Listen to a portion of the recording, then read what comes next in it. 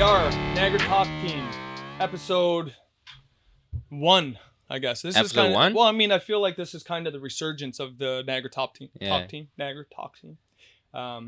We were doing them for a while with Millions there, and then we kind of dropped off, but here we are. We'll give it another shot. We had some requests. I'm excited to be on. I've been wanting to be on for a while. First guy back. Let's go. Fresh off the big win, man. Yeah. So much to talk about. Damn, that's a cool belt. Yeah, they didn't cheap out on that for sure. It's got some weight to it. Not at all. A little bit of felt on the inside. Not at all. This thing's been getting its rounds too. It's been out in the water. It smells like fish a little bit. You been fishing with it? It smells like musky, probably. That's sick, man. Been bringing it out fishing. What an accomplishment, man. What a night. It was huge. What a night. That's like... What a sport. What a fucking sport we do. Yeah. Like, what a crazy month. Just starting off like with the amateurs. I guess Elias and Visser started the month off. We go down to Ohio. Yeah. Those two get in. They both took the fight kind of somewhat short notice. Our young guns. Elias, big part of your training camp. Oh, 100%. And you with his. And then Visser, not off the couch, but he works full time. We got some guys that are doing this full time. Some guys are doing it, working jobs and fitting in their training. I remember doing that too when I was amateur. I didn't quit my job till I turned pro, right? Yeah. So, and I'm always saying this, but like we always have that intensity in the room. Somebody's always getting ready for fights, so it keeps the energy high, and it's like we're all in this together. So 100%, man, and they feed off that energy, and like it's so cool. Like just thinking, you've been with us since. I mean, I call it the beginning. The beginning. That's what I say. The beginning. I remember being in the dungeon. There was no mats on the walls. We were probably open like 4 or 5 months when you first started coming out. Yeah. So. And even then, like I was training with Tisha a little bit in the basement before I actually came out. Yeah. We used to just message each other and be like, "Yo, let's go spar," or like let's train, and then we just end up sparring. So. Yeah, you and Tisha got connected. You were training here, formerly Evolve. At Evolve. Yeah. And then you guys came out for an open mat. They used to have big open mats then. Friday. And I remember seeing you guys come in, and you guys were killing it, obviously, on the mats. And then I met Tisha, rolled with him, and then we connected. And then we kind of just talked with each other a little bit, like, oh, yeah, let's... He was getting ready for his pro debut, I think, or it was his last amateur fight. Yeah. I can't figure out which one it was, but then we just started sparring together. Yeah. We'd go into the red dungeon and go down, get some rounds in, and yeah, it was awesome. It was sick. We were still doing a lot of cross-training at Parabellum. I always try to remember when we actually started doing our like 11 a.m.s. It was right away, but we had like kind of a weird schedule at the start because we were still training at Brock. Yeah. And then we were going to Parabellum, we were going to BTC, we were doing a lot of traveling, and then there was a point where we're like, we had maybe like 8, 9 of us that were training consistently, and then we just got to a point where like, man, let's just let's start doing sparring here on Thursdays. We have enough of a group and saves us the hour drive and stuff, and that's how it kind of started. And then throughout COVID, obviously everything got shut down, and we kept cracking. Oh, yeah, we kept working, kept grinding. But I remember going to Parabellum only like a couple times. Yeah, but Parabellum was sick, man. I think a lot of people got their start at Parabellum. That's where I kind of started, like training with Sago, and then and obviously I knew Rory from the university days, but that's kind of where I got started. And that's where I fell in love with it, in the blue room, all blue mats. Yeah, it was always big groups out there, tons of guys, right? Yeah. And then I started doing a wrestling practice there once a week. I think I started doing like Thursday wrestling or Wednesday wrestling, and then that's how me and Lyndon got connected, and the rest is history. Yeah. But let's talk about like your start somewhere. How did you get into MMA to begin with? Like you were a rowdy kid. Oh yeah, I was a rowdy kid, and like I was always scrapping. My best friend growing up, he was a good boxer. Him and his 2 brothers, they were all good boxers, so we were always scrapping. I'm from a small town, Petrolia, so there's not much to do other than fishing and fighting. Yeah. So it was always there, and I'm half Thai, right? So I always had the interest in Muay Thai, and I always felt it's in my blood. Yeah. And I started wrestling in high school, and then I started kickboxing pretty much right after that. Yeah. Like probably. So you didn't start kickboxing until after high school? No, I started wrestling in high school, and then 3 months later, I started kickboxing. Really? And then like 2 months after that, I had my first MMA fight when I was 17. So it was always like MMA was always my goal. It's not like I had a specialty background where I was like wrestling for a bunch of years. When did you decide that it was something you wanted to do? Was it like throughout high school, or you just? I always like was good, I guess, at it, like fighting with my buddies and stuff, and then the interest kept growing, and then this was like prime Conor McGregor era, like 2014. I was watching. Yeah. That's so crazy. You got your start then. Like, Yeah. it's Like not that long ago. Oh no, not It's at not all. that But long ago. it's crazy how you just keep evolving and you stay on the grind and like Yeah. you think about things. Then I remember having like that, like kind of cocky mindset or like Yeah. where I was undefeated and it's like I'll fight anybody, and then Yeah. you start maturing up and Yeah. you realize, oh shit, there's a lot that goes into this, and then Yeah. you get humbled in the gym, and then Mhm. you now even this last camp, I feel like I had an epiphany that I know what it takes now, and it's hard work, it's dedication, and Mhm. just staying on the grind. And Yeah. over the years you figure these things out. Yeah. You know, and I think the big thing for this last fight was just the mindset. Mhm. You know, and I've experimented with tons of different mindsets, I feel like, Mhm. while I'm fighting, like where I've tried to be like super calm and super technical, but I found that like I have where I compete best is where I have that balance. Yeah. Where I like have that effective aggression and I'm staying technical. I'm not so calm that I'm like complacent. Yeah. I can hear you guys well, but I just had to remind myself why I got Mhm. into this in the first place is because I love to fight. And right? do you experiment with that in practice? Like, I'm sure you do, but like, is that what you kind of like try adjusting on those Yeah. days, those sparring days, or do Yeah. you think it's mostly like from fight to fight you're figuring these things out? No, definitely a little bit in practice. It's Yeah. hard to simulate it in practice because Yeah. like I care about my training partners and stuff. You can never have intent, like that real intent Yeah. that you have in a fight in practice. So it's hard to bring that aspect to the practice, right? But I find it's easier to do it with grappling, obviously. Like Yeah. you can have that intent in grappling where Yeah. I'm not like hurting each other because we're just grappling, but you still have that same mentality where we're competing. And that's where I found I compete best even in the room still Mhm. when we're wrestling. And then just carrying that over into the fight. Yeah. And but yeah, just like that love to fight, right? Like Mhm. that's the whole reason I got into this shit in Yeah. the first place is because I love to do it. And I just had to remind myself that while I'm fighting, Yeah. like enjoying, like feeding off the crowd, Mhm. being just loving it while I'm out Yeah. there scrapping. Well, it's clear as day. Like, I mean, we're at the point where like D-Marks, Jelly, and myself, we're at fights almost every weekend, every other weekend, like Mhm. 52 weeks a year. We're probably, I don't know, like 40 fights in a year maybe now between the amateurs and it's the pros. crazy. So it's busy. So we get to see a lot of people like and how they deal with the stress and the pressure of a fight. And it's not like that stuff goes away. Like whether it's an amateur competition, a grappling, jiu-jitsu, kickboxing Mhm. competition, all the way right up to fighting in the UFC and Bellator and PFL, you're dealing with pressure, and it doesn't get any easier. The pressure Mhm. builds, more people, Mhm. more eyes on you, more to gain, more to lose.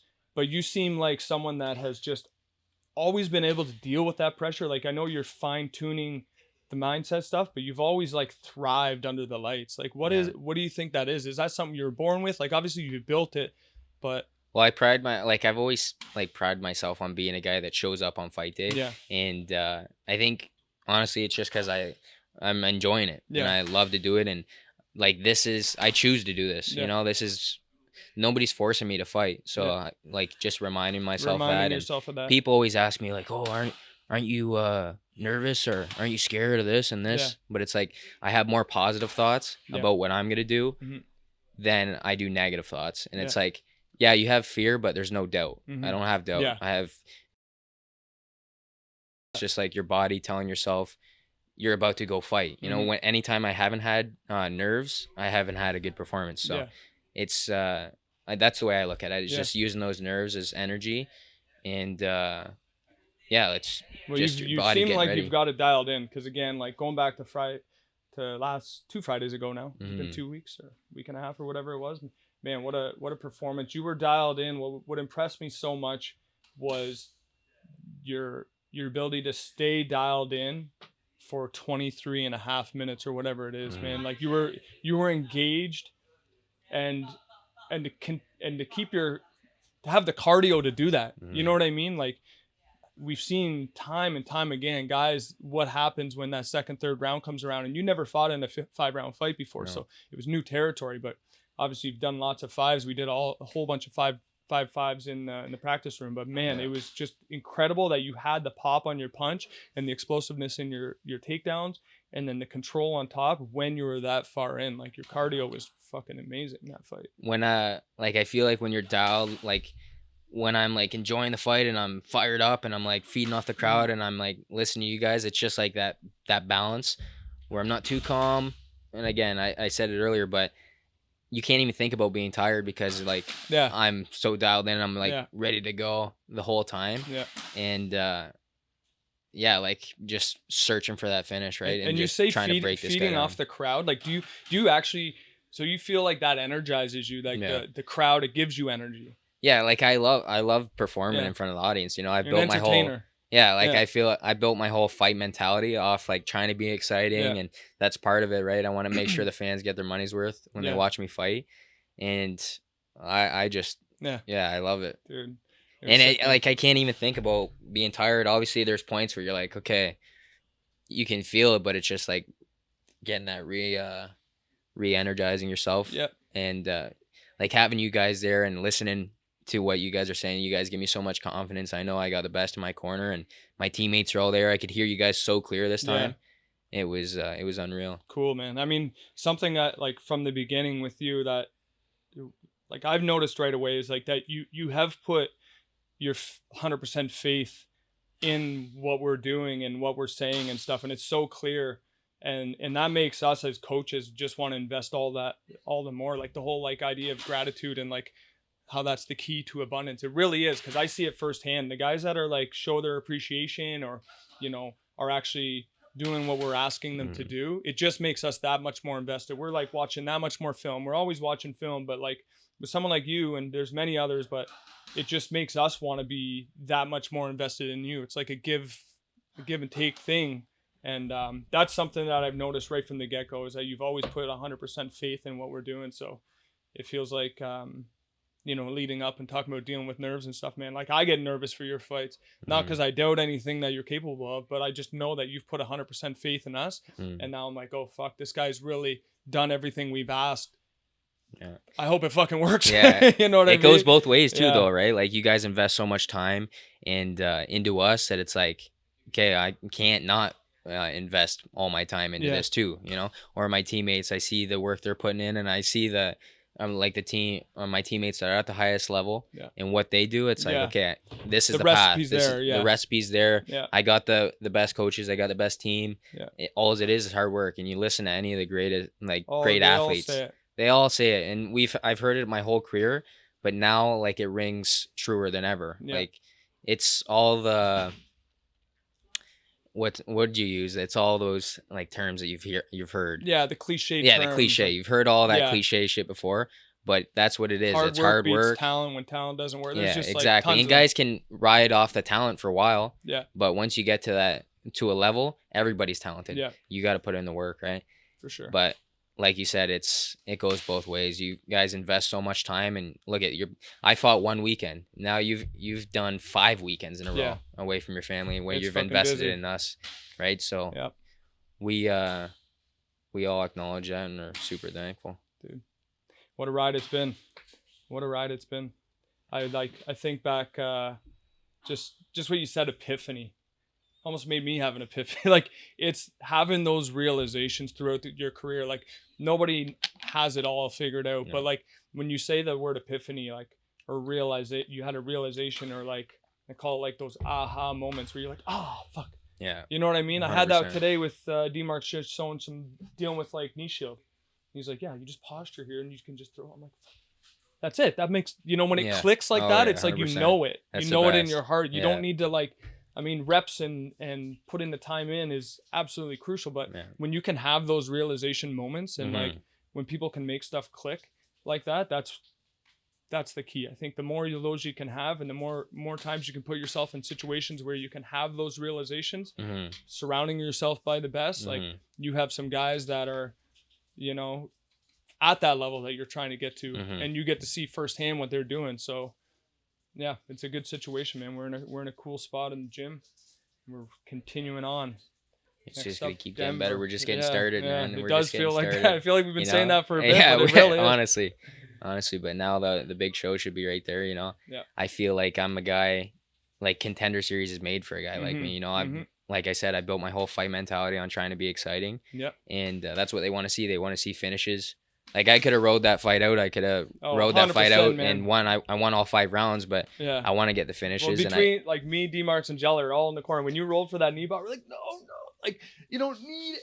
And then you fucking hit it. We're like, that's what you got to do. That's what you got to do, man. It was so big good. risk, big reward, though, 100%. right? And it's fucking. Yeah. I hit it in the room and to hit it. Yeah, you've hit it in the room a bunch of times. Yeah. Yeah. To hit it then, like it took time for him to get to that spot where I could hit that. Yeah, you needed to break him down. That kid was tough. He was nails. tough as nails. Tough as nails. And he didn't quit. No. And he came out in the 5th. He was throwing hard and fast. Mm-hmm. And he was came out in the dangerous 5th. the whole time. Boom. Yeah. At the Cracked same. you early. Yeah. Right on the big overhand. I'm like, fuck, what the hell? But you might have lost focus for 2 seconds. Yeah. Right it's at the like beginning. I'm getting fired up off the crowd and then go out there and it's like, okay. He reminded you. Let's go back to the game. 100% he was dangerous, right? So but I said that too. That's like the epiphany too that I had is like the things I'm saying, they all came to fruition in the fight camp because we put in the work and we like I said, the better opponents, the better I'm gonna perform. Yeah. And I truly believe that. And it's not just saying it, it's like the fact that I was actually really believed the things I was saying and the work was done. Yeah. And he was the best opponent I faced, and it was the best performance I've had yet. It's like that positive self-talk, man. Like you can say it, but to truly believe it, and I think it's good. You're always like again leading up to fights. It's not like an arrogance thing, but you're always like reiterating these things and just like reminding yourself of these things, I guess, in a way. Mm-hmm. And I think that's absolutely crucial. Like obviously we're not ignorant of areas for improvement, but we can't dwell on those things. And especially when you're leading up to a fight, like, you have the skills and abilities, and of course there's things we can work on, but it doesn't serve you sitting there, doubting yourself fight night. No, exactly. It's not serving. That's for sure. Perfect Sports, just a little rehydration here. Let's go. The hydro shout splash. out to these guys, man, helping us out. Yeah, huge shout out to them. They're a big major camp sponsor for me and helped me a lot, and they got the best supplements in the game. So they really do, man. I've been even before we were with Perfect Sports, I was on the Perfect Sports. Remember, I've been giving her like making these protein smoothies, banana, peanut butter, chia seeds. Oh yeah, little Perfect Sports.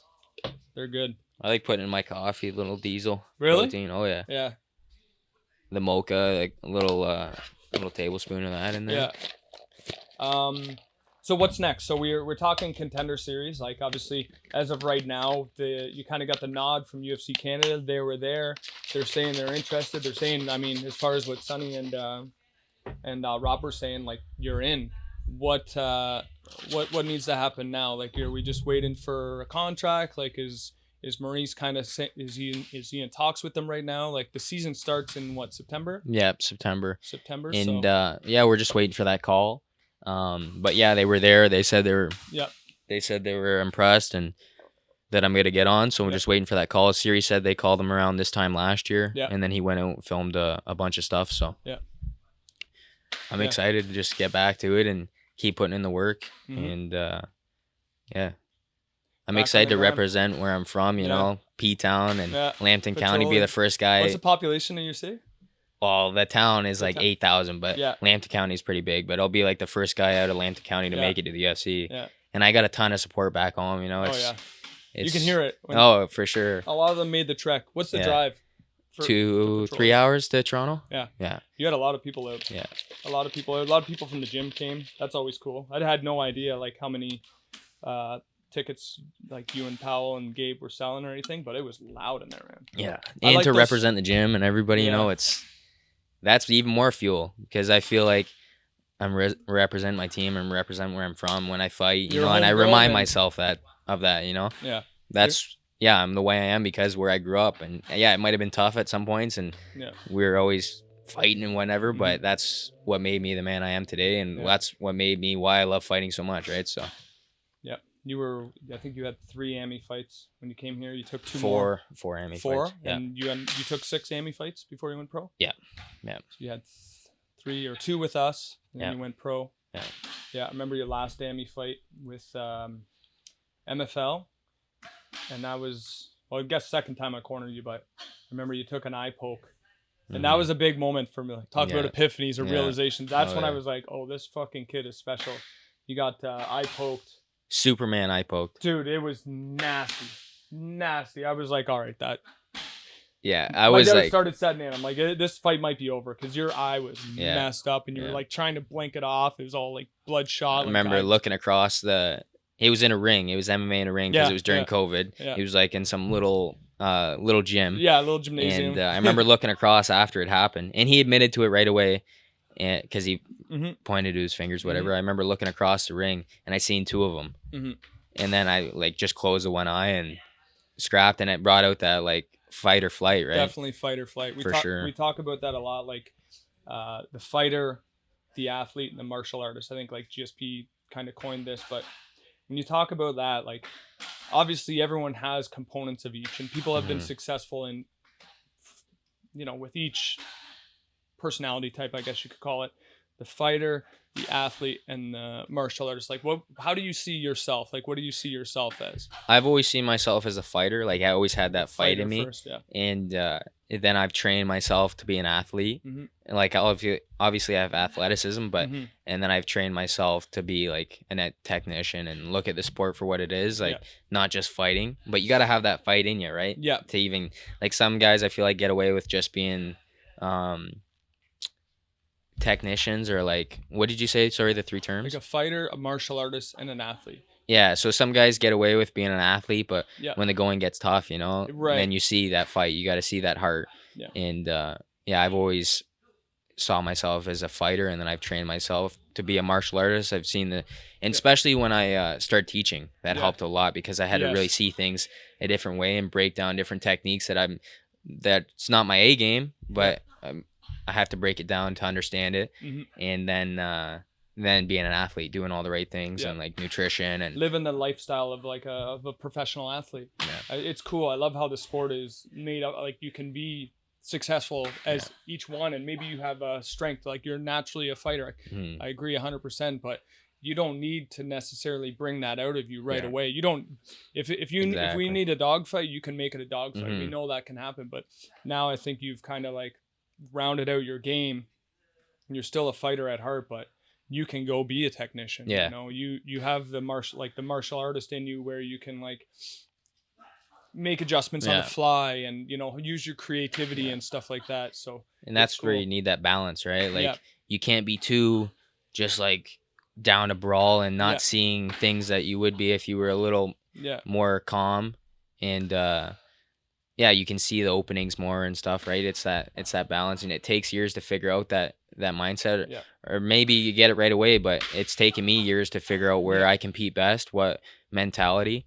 And I've tried to do one sometimes more than the other, and then I'm like too calm, too complacent. And it's okay, let's go back to the drawing board, let's experiment with another mentality.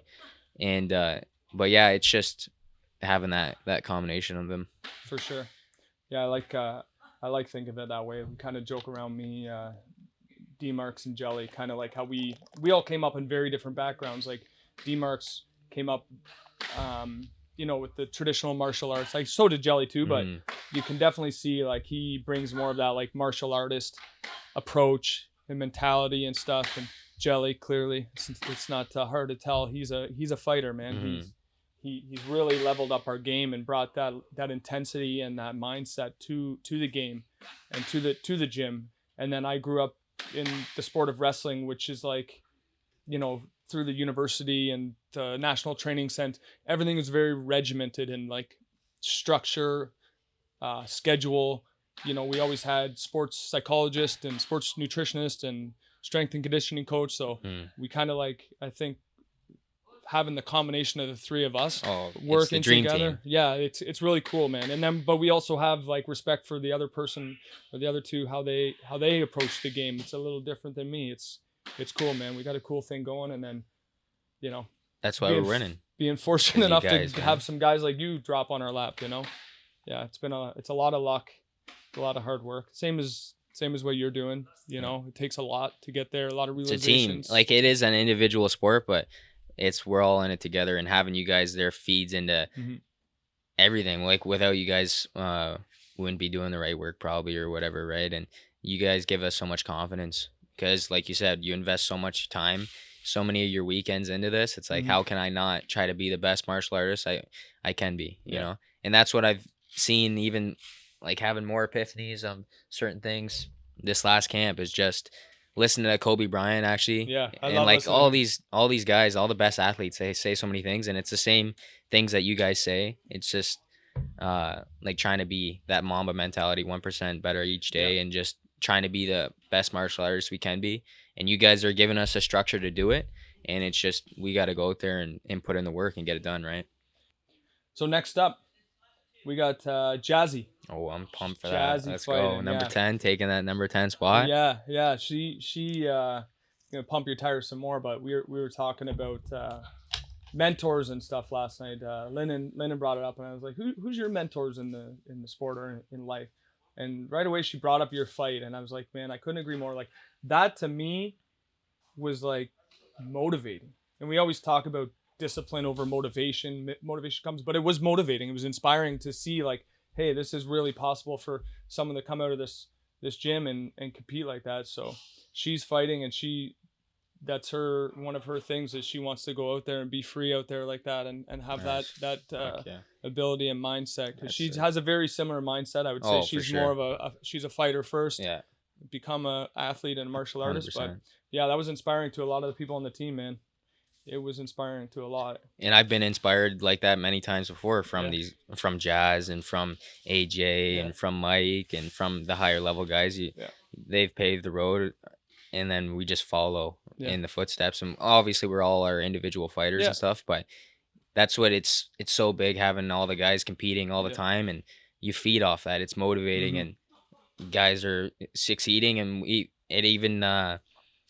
just fortifies that belief that we have in the team and ourselves and the work we're putting in. I think we know we're doing the right work. I mean, we've been around to tons of different gyms, and we're doing similar things. We've been around a lot of gyms. There's no magic. You know, I've never been anywhere and been like, holy fuck, we're you know, these guys has got it. Like, everybody's doing the same work, you know, different things here and there and different tricks of the trade, and you know, you can learn so much from that. But what I've seen across the board is just effort. You know, going and putting in those hours, and just keep continuing putting in the hours on the mat. Obviously not mindless, you know, running through a brick wall hours, but like, just keep putting the hours in, reassessing your game. Yeah.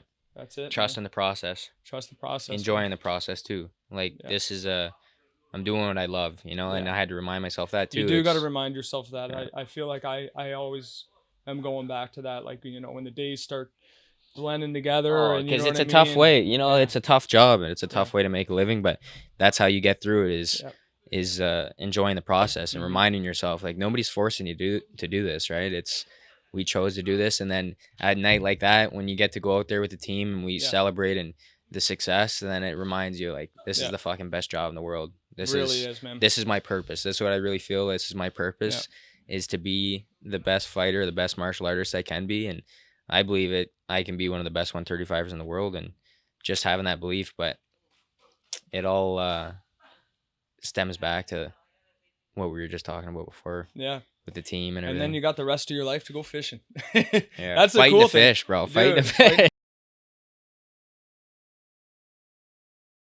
Really is the, like, yin to your yang. Like, you mentioned it in one of your interviews about how that's like your meditation, but this lifestyle is so intense and so you know, abrasive and stuff, and for you to have something that can complement that and give you a way to relax and dial things down, 100%. Cool. And you got until you do a tournament or something, then the nerves are flying, and you're like, and that fighter fishing, starts coming out. Yeah, exactly. Yeah, but yeah, it's meditating, right? Like, people talk about meditation and stuff. It's like, I'm waking up early, I get to go out on the river. Yeah, I'm enjoying nature, and I believe that's a big thing, is to get out in nature and just relax and enjoy it.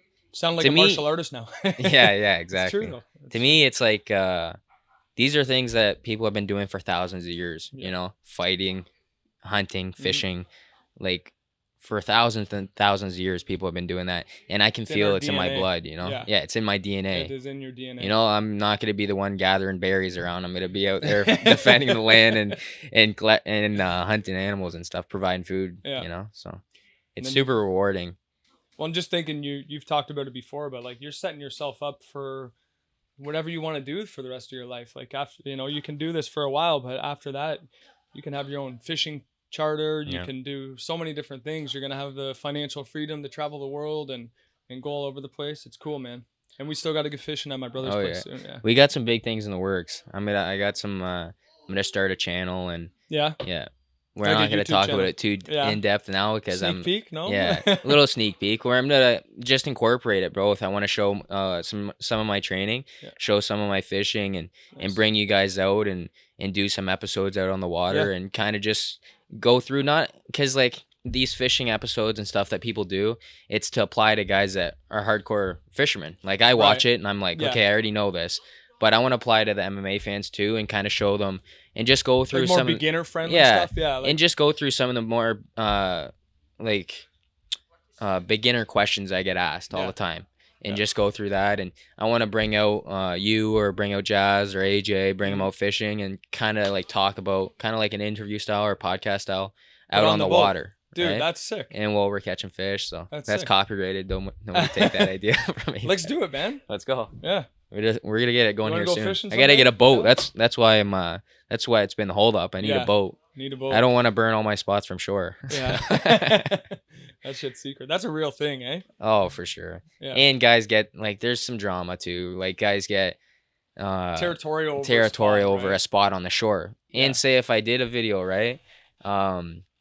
From shore and we catch a bunch of fish, the next you're gonna go back there, there's gonna be a bunch of guys there, you know.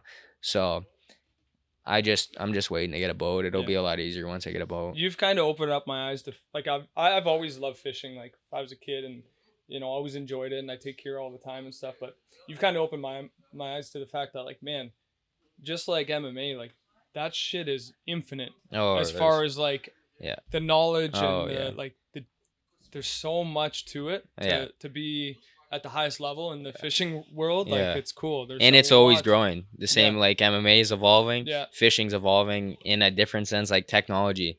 In technology, they're coming out with crazy new sonar, live scope, all this stuff. And there's so much to get involved with. Like freshwater.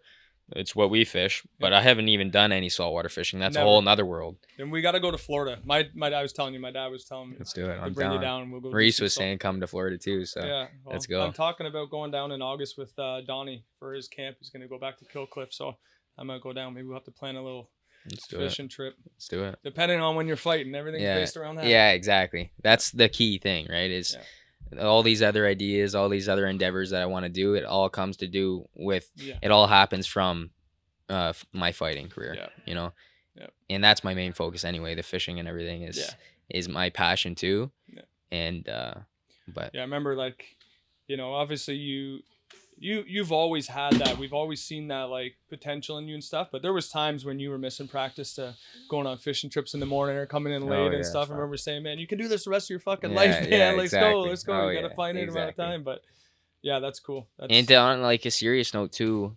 That's another thing that I had to make a big change of too.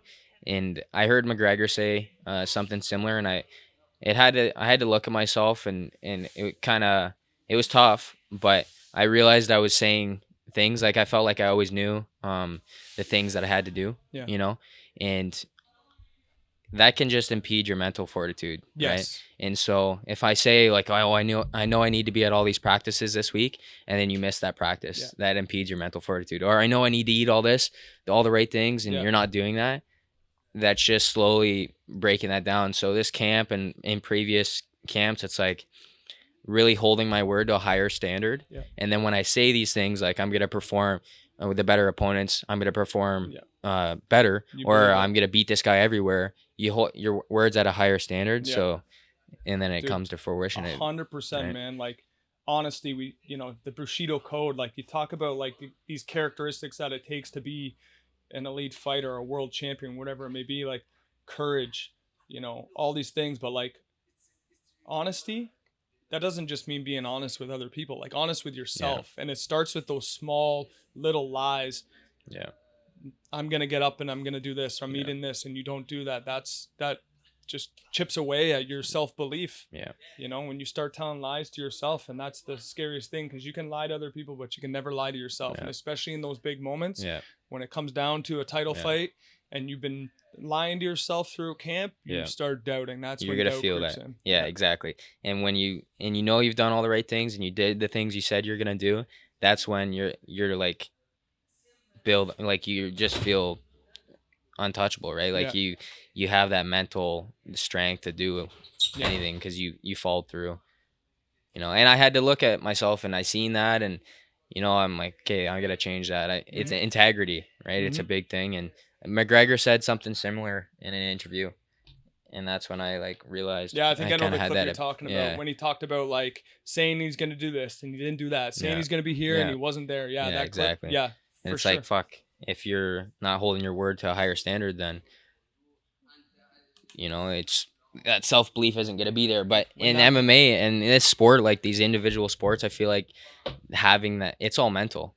Like you can put in all the work, but if you have that doubt when it's time to show up, then it'll you see it a lot. You see the difference, and it's a big difference between someone who's I guess it's kind of off track a little bit, but like the difference between fighting not to lose versus fighting to win.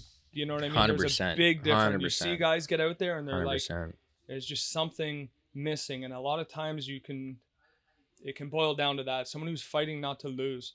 And I love the one position in that fight where you went body lock, you're on the fence, and you kind of slid off. Like you went to drag him down. You went to kind of spiral ride. And you're a little bit high, and you slid off. You fell on your ass.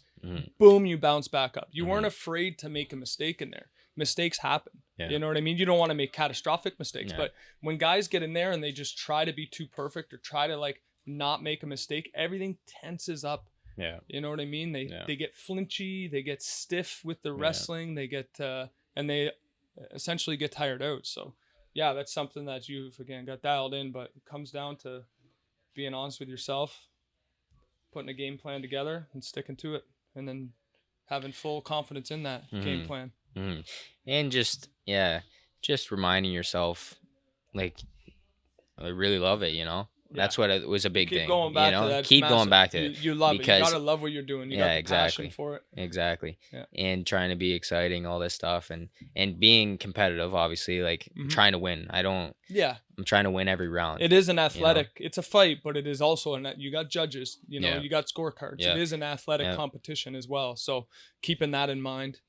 But being smart in there too, like having a good fight IQ. Like we all said it as a like you guys told me, we put a game plan together, and I feel like we followed through in that game plan pretty good. We seen little openings and little things he was doing, little patterns he was doing, and he still did them in the fight. Like we knew he was gonna be ducking down the middle all fight. We said he was gonna be ducking down the middle, and then that's when I started catching him with the knees, and I think that's kind of what led to just breaking him a little bit. It was rocking him a couple times with those knees. It's definitely slowed him down and started making him doubt himself. Because he had big power. Every time he ducked in, like I could feel he's fast. He had big power. Were you feeling it off? Did you feel some shots off the forearms? Off the arms, he caught me with a couple that were like, I didn't get rocked or anything, but I knew they were tough shots. A lot of the time when he's like catching, if he did catch me, the one shot, I seen a picture, like it looks like it's right on the chin, but you see like I'm kind of leaning away from it. So like even if it's coming, I'm still leaning in the direction that it. I'm going with the punch. You're not like walking into it. So I think it takes a lot of the pop off too. Chin's down too. You're never getting caught with your chin up in the air. And it's all those things that I say to the guys in the class. That's why it was a big thing to teach and to go out there and practice what I preach. And all the same things I'm telling the guys in the class or girls or even the teen class. We're gonna go out there and represent. And then they can have faith in what I'm saying because I'm practicing when I preach. You're a good coach to have, man. Someone out there going and doing it. But I think it's so huge. Like I think every single coach that I've ever talked to is always like, man, once I started coaching, I feel like it just leveled up my game. So I think it's crucial that people coach at least a little bit. Like don't go try to be a full-time coach and have a full-time career, but like the fact that you're able to coach a couple times a week, it's big. It's huge. And you're just going over your game, like, and going through techniques I wouldn't like consider part of my game. And like, okay, well, it's not. Everybody's different. I recognize like everybody's gonna have different body type and whatever. They're gonna have different styles they want to do. So we gotta teach those styles too. And like teaching that, makes me think about it different. Maybe I can add that into my game now. Yeah. And to break it down or to teach it, you have to break it down and understand it. So it's helped me a lot. Just be more methodical with my approach. And even if it's not something you're going to add to your game, I think it's so huge. Like maybe this is a concept or a technique that someone else is going to be applying. And if you can understand what they're doing, that's the basis of good defense, 100%. right? Like 100%. You might not be a low single guy, but Yeah. if you understand a low single and how it's, how it works, you're going to be able to understand how to shut it down. Yeah. And like another thing too that I always tell the guys is like looking at, like, obviously you're trying to read your opponent and you're watching your opponent, but also keep in mind what you're doing. Mm-hmm. Like I'm also keeping myself accountable. If I mess up on something or I slip down in a weird way, okay, let's not build a pattern off it. Yeah. And you're thinking about, that's when it becomes chess, not checkers, right? Yeah. You're thinking about it more in depth, and it's like, okay, let's hold myself accountable too, like making sure my hands are staying up. And it's huge for when you first start out. Yeah. Because I feel like a lot of people start relying on like other people to tell them, mm-hmm. but at the same point, you know what I'm telling you, yep. and you've heard it time and time again. You can tell yourself that as well. Yeah. While you're training, right? Oh, it's huge. So. It's huge. I think that's, again, I think this room is pretty good for that. But and we talk about it all the time. Like you are your own best coach. Like you can't. We're here for you, and we're gonna help you to the best of our abilities. But you're the one that's got the answers. You really do have the answers, and if you have that mindset and you're reflecting on your practices and you really truly are trying to improve, like you have the answers in you. Mm-hmm. Like there's some key concepts, but I think a lot of people miss that. I guess I just said like a lot of guys here do that because we talk about it a lot, but I was talking more about the rec classes, not like the pros, but for sure. Yeah. But even the rec classes, it's cool to see. Like now we're getting some guys, that are kind of where you were a few years ago. Yeah, I know. Now you're becoming the guy that everyone's looking up to. I know. I was thinking about that. I'm like, that's crazy. It doesn't happen. Like it happens fast, you know? It does. And Jazz was always telling me that too. Like it happens fast. And even seeing her like making her or like having some pro fights and then boom, getting on to contenders. And then boom, now she's had 7 fights, or this is going to be her 7th fight in the UFC. This is her 7th or 8th fight in the UFC. Yeah, like it's crazy. It happens so fast, and it does. And now I'm feeling like I'm one of the vet guys on the team, and it's crazy. And we're getting all these up and comers coming, and it's awesome, It's building. And then we got the teens going. Yeah. Team programs. Oh yeah. That's cool. It's super rewarding to teach them and see the next generation, and like they're all catching on to the technique so fast, you know. Yeah. It's a really cool. That's one of my favorite practices of the week is my Friday wrestling class. Me and Javon and Jazz run it, and I'm always fucking looking forward to that one. Yeah. Obviously, Kira's in it, so it's extra motivational, but it's cool. For sure. It's cool to coach that age. I just remember like where my start was and how some key coaches in my career really shaped my life. Completely shaped my life. Yeah. So you get to a certain age and giving back and all that stuff. It's rewarding. Yeah, for me, like I think without martial arts really changed my life. It taught me everything in life. If you can be successful in martial arts, and you can carry that over to other aspects of life. And absolutely, without it, I don't know. Life's almost where I'd be without it. Life's almost too soft, though. You don't get these hard lessons that you get in martial arts. I mean, life's hard too. Relationships and all these things. But martial arts is a way for you to come in and just work on yourself. It's like it's cool. It's like a metaphor for life, man. Yeah. Martial arts is life. Life is martial arts. 100%. And you're setting yourself up for a solid life. Like, I wrote a couple things down. Let's see. How long are we at right now? We're chatting away. Probably about 45 minutes. Oh yeah. Nice. Let's go. I wrote down Danielle. Danielle, your girl. What's she got coming up? She's trying to get a fight. We're hoping that she gets this fight. Yeah. And I know she really wants to fight, and she's eager. We were gonna go out to we were gonna do a trip to Trinidad. There was an amateur tournament, MMA tournament. We were gonna go there and do that, but it got canceled. And we're always looking for. There's something in Mexico too. Yeah, she was talking Mexico. About it got delayed. Like she's eager to go, and she's putting in the work, and I'm super excited for that. No, that's cool. Although I get so fucking nervous.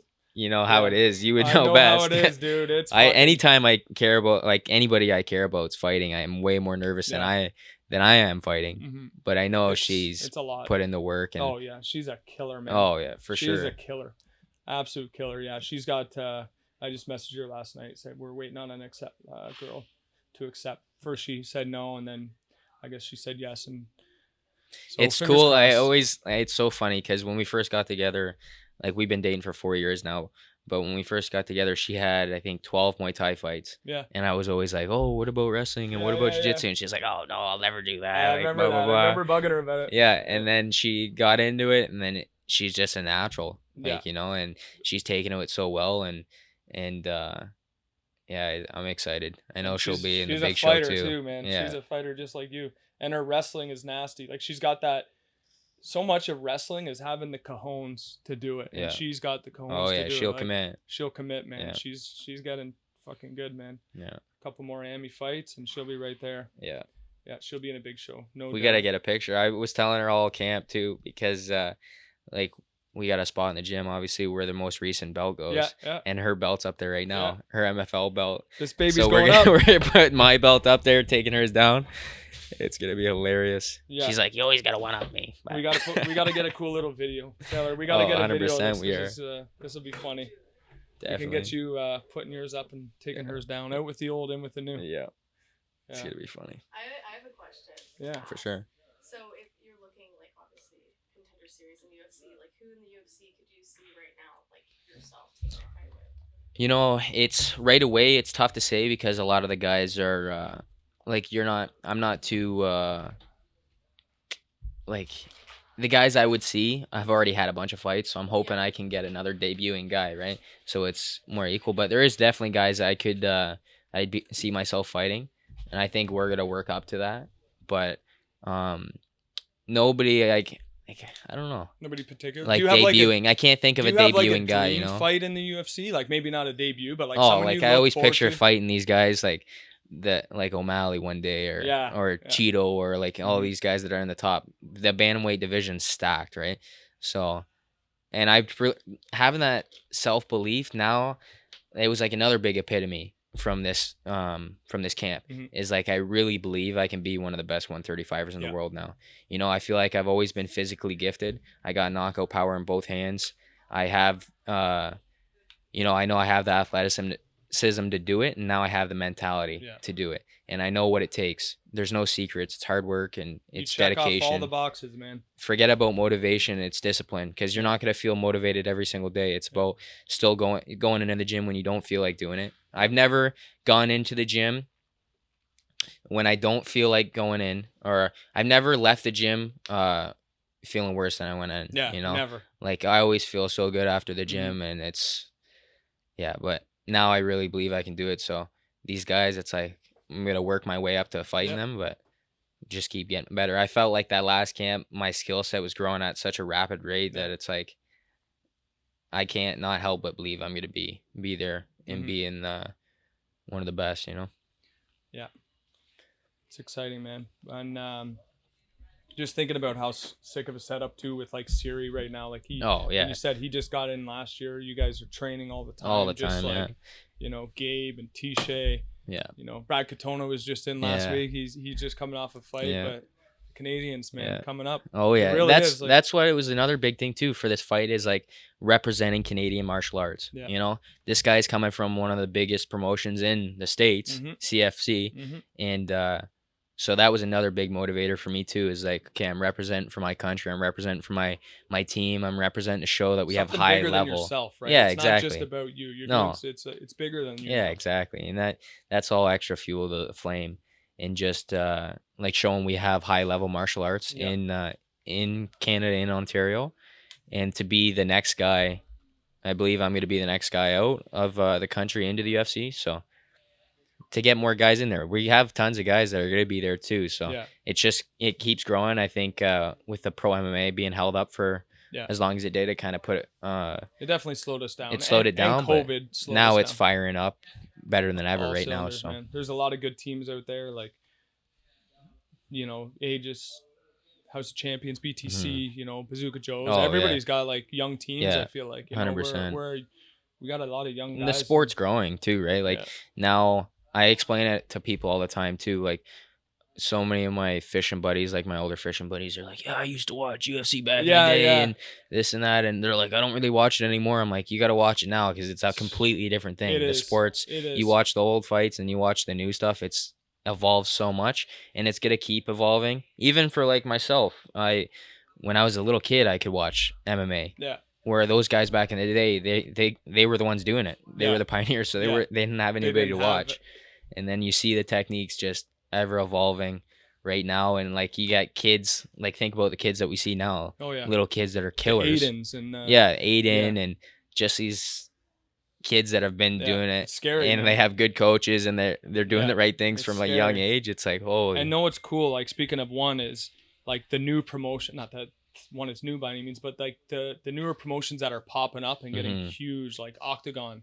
Josh just got on that's Octagon. huge, man. Another guy that I've that's been a mentor to me, and like I've been able to learn so much. He's the highest level, and he's the highest level, man. That guy is elite of the elite, and like just thinking about, again, I always think about this selfishly maybe, but just how much he levels up the room.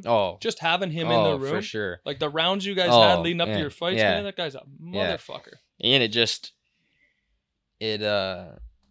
helps with my own confidence too, right? It's like I'm training with these guys. Like I don't think this guy's gonna be like that, like Josh, you know. He was good, but he wasn't on Josh's level. No, you know what I mean? No. Yeah, you got some killer training partners. You got a perfect mix, you know, like guys that are in and around your level to challenge you. You got guys that have been in it a little longer, more experience. You got your, the guys that are working their way up that you can work your shit on. And I think it's important to have different bodies too, right? Because everybody's going to give you a different look. And then the more guys you can train with, maybe when you fight an opponent, okay, this guy's kind of like this. And you can draw or connect those lines and like, it's like, oh, I've already fought this body type, or I've already fought this style of fighter, So. And then finding, we went down to Syndicate, and you've done some traveling. Obviously, you've been to Thailand and everything. I think that's a big thing that, Jazz and Don and a lot of the guys have done, is like finding those times to travel to some other places and get some different looks. Like you have so many good training partners, like where Donnie's, we lacked some bigger bodies, so he's got to do a little bit more traveling. But I look forward to that. To me, that's one of the funnest parts of the sport is. And as a coach, is like going to different places and like seeing how other people are doing it, and just like training with different bodies and hearing different coaches and their approach on it, man. Like going down to Ireland and hearing like John Kavanagh, like, fuck, man, I look up to you know what I mean? The way you guys have like your guys that you look up to in the fight game, that's how I look up to him. I've been watching him for years, his book and all that. I listen to that on audiobook, Win or Learn. Like, it's fucking cool. Yeah. I think it's, that was a big reason I dropped down to 35 too, is a lot of people ask me, like, because I started my pro career fighting at 45. Yeah. And then people are always asking me, like, why do you drop down to 35? You look so skinny at weigh-ins and this and that. But when we went to Vegas, I got to train with Patchy Mix, who's like best in the world. Yeah. Absolutely killing it now. And he always was killing it. But he was big when I trained with him, and he's he was 4 an weeks. Exception, man. He was like 4 weeks out from his fight, and he was like 165. I'm like, okay, if this guy can do it, like I can do it. And I got a picture of us, and we don't look too far off from the same size. Like at that point, he's taller, but you're a big 35. Yeah.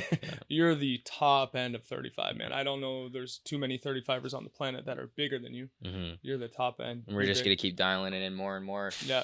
Staying a little lighter. The weight cut was good, man. Obviously hurt, but it always gets hurt. You did a couple tubs. It came off. Yeah. Right. People don't understand that either. Like they always want, like, oh my god, it looks so tough, blah blah blah. But it's dialed down to a science now. Like people, we got the rehydration dialed in. We got the cut dialed in. There's little tricks and stuff you can do to make it easier.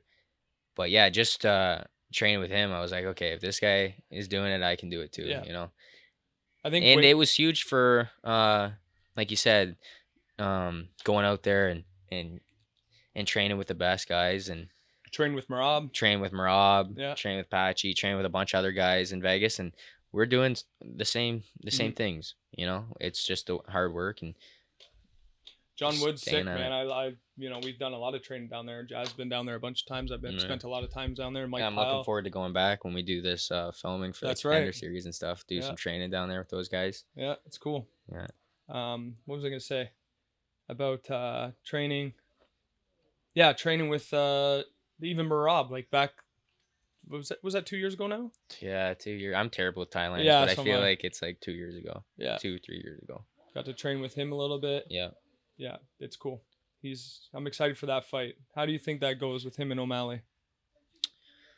I think that's a tough one. I think if they fight their fight and they can make it their fight, that's like O'Malley's gonna try to stay long and pick him apart, and Marab's so relentless with the takedowns, right? He's just gonna throw shit up there just to get in close, just to grab him, and he's good at that. He's relentless with the takedowns. Like, who did he fight? I think it was Peter Yan he fought, and he shot. Yeah. Like, Just how many times? 50 something times. Like, he doesn't care if he doesn't get that first one. He's gonna keep dropping, going back, building back up, making you work the whole time. It's just, I mean, that's what's so cool about the sport. Is like, there's no way we can tell, because there's a world where Marab gets past that range, finds his way in. O'Malley doesn't find that shot, and he smothers him, and he just puts the pace on him, and he's able to just continue doing that for however many rounds it takes. He's got 5 rounds. Yeah. And there's another world where he gets him down 4 or 5 times, and then O'Malley catches him on the 6th time coming in or something, or he catches him right away. You never know, right? That's why it's such a crazy sport, and styles beat styles, and that's why it's so exciting, and because you never know, like, you can't. O'Malley just seems like, he's proven he's a guy that can just make it count when the pressure's on. Oh, he's for sure. Same type that you got going on. Yeah. He's the guy that makes it happen when the pressure's on. So. And Khabib, I remember Khabib saying like O'Malley's like the guy back in the day. Like, when he first said this. Yeah. And I was like, oh, if Khabib's saying that, then like, come on, there's got to be some truth to it. And this was like, he was kind of unknown. Well, not unknown. It was like after his Contender series. Yeah, like people were like thinking Dana White was giving him the Dana White treatment, which really, like, he was just a debuter. Why would he be fighting killers? Like, exactly. It's like the same thing with Bo Nickel. Everyone's like, oh, they're just giving him shitty fights. It's like, well, he's just starting too. Yeah. What's Bo Nickel's records? Like 5-0 or 6-0 or 7? He's still getting started. Yeah, like, he's not supposed to fight guys in the top 5 right away. Yeah. It's just everybody puts the hype on him, like, the media, and obviously people are high up on him. But no, these guys need to build their way up too. 100%. You just throw him in with a fucking it's killer. A smart way to do it. O'Malley seems like he knows what he's doing. Yeah, for sure. His social media. That's gonna be a huge fight, though. Yeah. Are they saying Mexican Independence Day for that? I'm not sure. Yeah. I'm not sure. That'd be crazy. Yeah. Yeah. Another fights we got coming up. I guess we've been probably going close to an hour. We'll talk a little longer. We got who we got? Ortega versus Lopez. I'm excited for that. Oh, yeah. Lopez is a killer. Yeah. Lopez is a killer. Ortega is a killer too, but Lopez, I think, like, he just has it so well. He's so well-rounded, Yeah. Like, he's got knockout power. He has relentless grappling. And Did Ortega win his last one against you? Yeah, he did. Yeah, he won against Yari. Yeah. So that was crazy too. He rolled his ankle right at the beginning. Yeah, I remember that. Like, just jumping on the spot. That's a little bit of adversity. I feel like you guys have instilled that so well into us about like being ready for adversity. Yeah. So if something does fucking happen, that we're ready for it. You just had some adversity this last one. Yeah, adversity. Let's go. Yeah, exactly. I'm waiting for it. Yeah. You're almost anticipating that adversity is gonna happen, and when it does, it's like whatever. I've already been bracing myself for it. You guys have already told me about being ready for it. So Ortega just had that little bit of adversity at the beginning of the fight. And then in the beginning of the fight too, he was getting his ass whooped a bit, wasn't he? I can't really remember that one, to be honest. But anyways, this is a big jump up for Lopez, because I think Lopez is like, I don't know if he's like 8 or 9 ranked. Yeah. And he's fighting right up to the top. Like, this could be a potential. He wins this, he might be fighting for a title. I hope Lopez gets it. Yeah. I like Lopez's style a little more than Ortega. I think he's a better striker. Yeah. I think... and he's got the good grappling too. I really can't wait to see the grappling in that fight. Yeah. I hope it becomes a grappling match, to be honest. I could see Lopez just piecing him up on the feet. Yeah. Like, because he took out Sadiq Youssef, and I was watching Sadiq Youssef for a long time. Yeah. I remember watching him on Contender Series. I'm like, holy, this guy cracks. Yeah. And, like, he'll knock people out stiff, and then Lopez just knocked him out. Yeah, I didn't see that fight going like that. I thought it was going to be a grappling Me dominant too. thing. If he could do it, I thought it was Yeah. going to be more in the grappling, but Yeah. he hit that fucking nice combo off the break. Mm-hmm. And then we got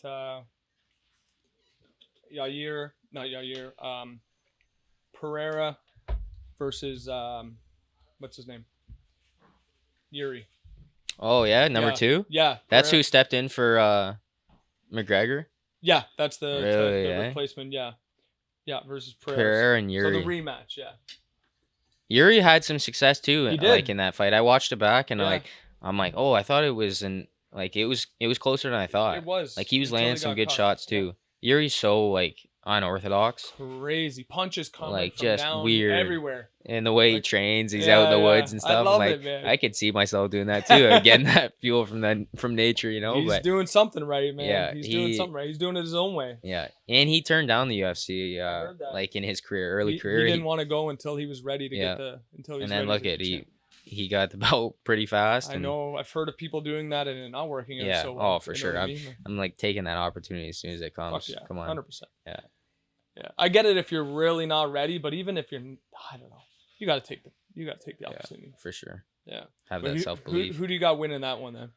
Pereira again. I Yeah. think he's already felt like kind of the weirdness in his style Right. and unorthodox of his style, and he caught him. I think he's gonna do it again. Yeah.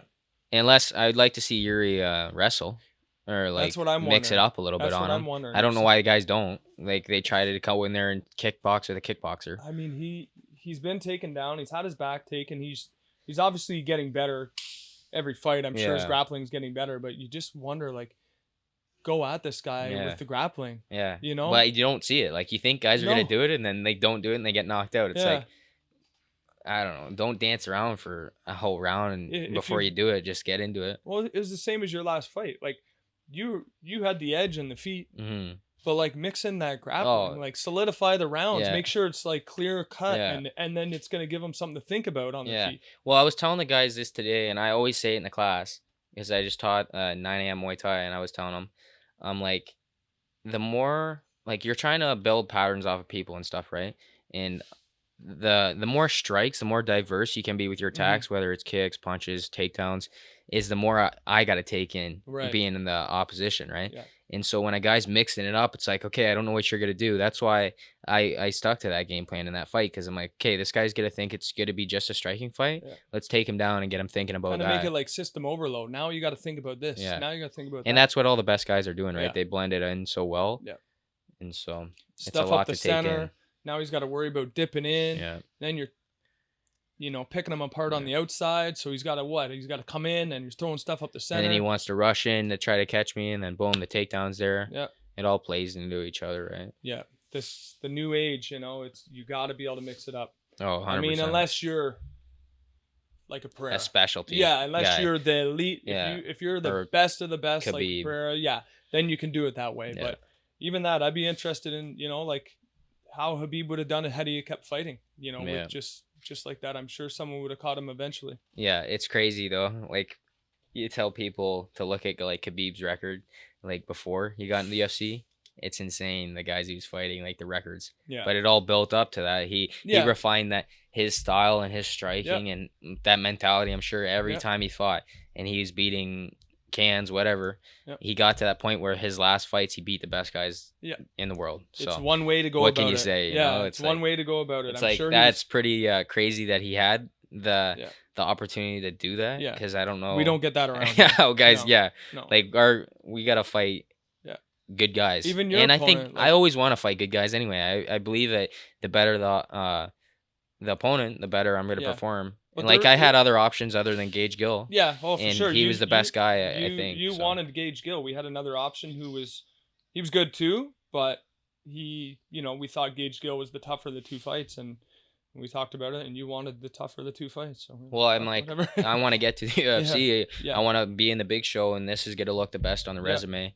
And I know it's like watching them. I'm like, yeah, I want this fight, And that it brings out something else in you when you know you're fighting another Yeah. killer, like an absolute killer. But you know to- this guy's got to 6 the other first side round of things knockouts. though, there is to the other side of things. I think sometimes you know, you're ready for these fights, but Mhm. some people earlier in their pro career, I Oh, think, yeah. take the wrong fights early. Yeah, You know what I for mean? sure. Like, you should be taking the right fights too, but Well, that's why we goes got both you guys. ways. Yeah. Yeah, That's right? why Exactly. it's so important to have good coaching Yeah. staff and like a good team around you to be like, Yeah. hey, dummy, no, don't. Yeah. Like, Yeah. I'm sure I would have took fights that you guys wouldn't have agreed with either, you know, Yeah. if I didn't have you guys there, Yeah. you know. But your confidence in the fight also kind of swayed us to being like, all right, this is the time, you know. Like you had tough fights before that too.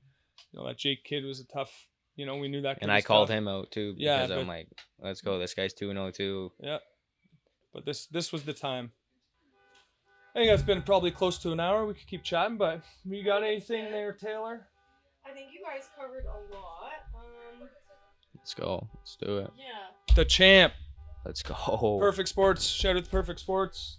Niagara Talk team. Yeah. We're going to continue doing these maybe like once a month or something. Maybe twice a Look month. forward to when I start doing it on the boat too. Yeah.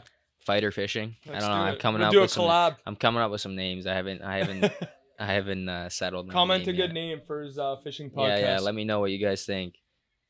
Fishing with fighters.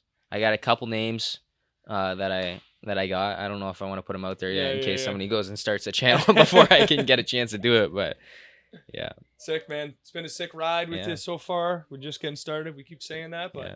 it's fucking been fun. Fresh off his win, title, 5-round fight. Looking forward to Contender Series.